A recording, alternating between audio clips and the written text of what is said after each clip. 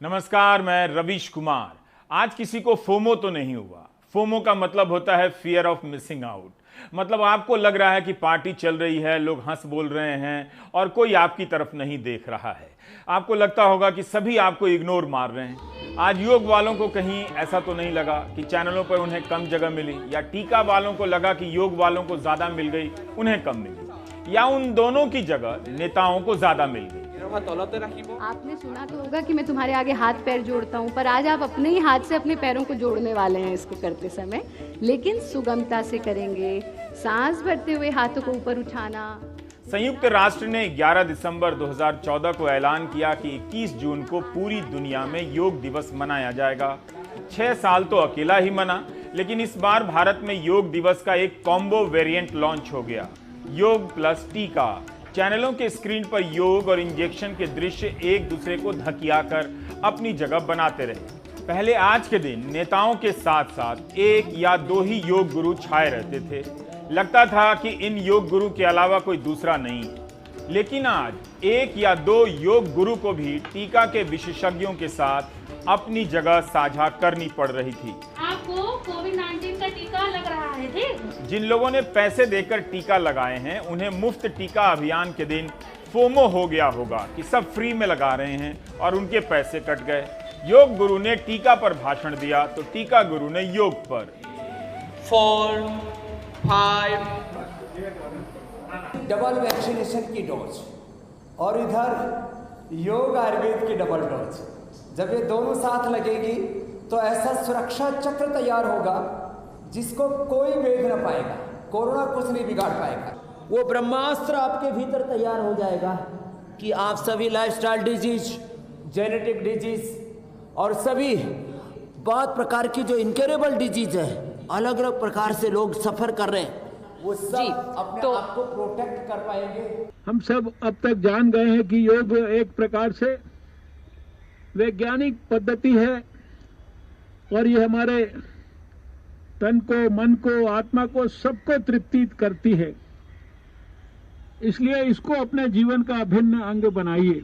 भारत में 16 जनवरी के दिन टीका अभियान शुरू होता है। उसे दुनिया का सबसे बड़ा टीका अभियान बताया जाता है, लेकिन जल्दी ही दुनिया का सबसे बड़ा अभियान कई मोर्चों पर लड़खड़ाने लगा। हालत यह हो गई कि उसे संभालने के लिए प्रधानमंत्री के कर कमलों द्वारा 11 से 14 अप्रैल के बीच एक टीकोत्सव लॉन्च किया गया। टीकोत्सव को लेकर भी विज्ञापनबाजी हुई, लेकिन वह भी फ्लॉप रहा। टीका लेने लोग आए मगर टीका नहीं था, जैसा कि पहले के जमाने में होता था। शहर के एक पिक्चर हॉल में आधी पिक्चर चल जाती थी तो उसकी रील दूसरे पिक्चर हॉल को भेजी जाती थी। इस बीच कभी भी लेट हो जाता था तो सरकारी विज्ञापन चलने लगता था और दर्शक गुस्से में सीटी बजाने लग जाते थे। आसपास लाखों लोगों को मरते देख लोग टीका के लिए बेचैन हो उठे। टीका लेने के लिए भगदड़ मच गई। टीका था ही नहीं। टीका केंद्र बंद होने लगे। राज्य बनाम केंद्र का विवाद शुरू हुआ। सुप्रीम कोर्ट ने टीका के ऑर्डर से लेकर कीमत तय करने की फाइल मांग ली। कुल मिलाकर इतना ज्यादा घिचपिच हो गया कि ठीक करने का कोई नया सिरा मिल ही नहीं रहा था। इसलिए अब एक नई तारीख आई, एक नया कट ऑफ डेट आया, नया प्रस्थान बिंदु, ताकि पीछे के विवादों और उनसे जुड़ी जवाबदेही के सवालों से छुटकारा मिले। एक तरह से 21 जून टीका अभियान की नई तारीख बन जाता है। अब यहां से टीका अभियान नई उम्मीद, नए सवालों के साथ देखा जाएगा।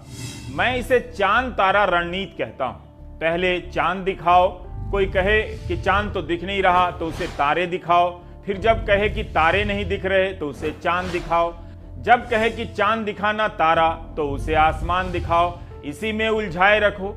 चांद तारा रणनीति की खोज मैंने की है, लेकिन आप अपने नाम से पेटेंट करा सकते हैं। इसके तहत कुछ ना कुछ दिखाते रहो ताकि लोगों को लगे कि दिख रहा है।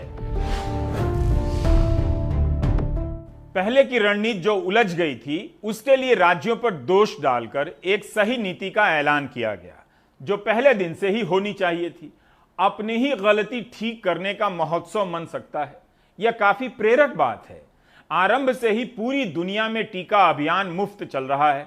भारत में 6 महीने लग गए मुफ्त अभियान पर आते आते, जबकि पिछले साल बिहार चुनाव में बिहार के लिए मुफ्त टीका देने का वादा किया गया था।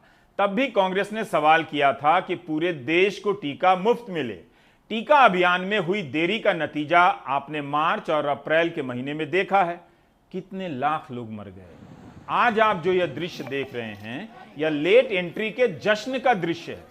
आमतौर पर स्कूल में लेट आने वाला छात्र साइकिल स्टैंड में धीरे से साइकिल लगाता है, फिर दबे कदमों से गलियारे में चलता हुआ क्लास की तरफ बढ़ता है कि कहीं प्रधानाध्यापक की नजर ना पड़ जाए। लेकिन यहां 6 महीने की देरी से शुरू होने वाले मुफ्त टीका अभियान में लेट आने वाले मंत्रियों को लेट फाइन का कोई डर नहीं है, क्योंकि इस अभियान के लेट होने के कारण फाइन किसी और ने दी है, अपनी जान गंवाकर। लेट फाइन देने की जगह लेट आकर एब्सोल्युटली फाइन दिखने की मानसिकता का यह शानदार उदाहरण है। हमारे देश में पुण्य की महिमा है तो पाप से मुक्ति का भी उपाय है। उसी तरह पहले आओ पहले पाओ है तो देर आयत दुरुस्त आयत भी है। आप जीवन भर कंफ्यूज रहेंगे कि पुण्य करना सही है कि पाप करना सही।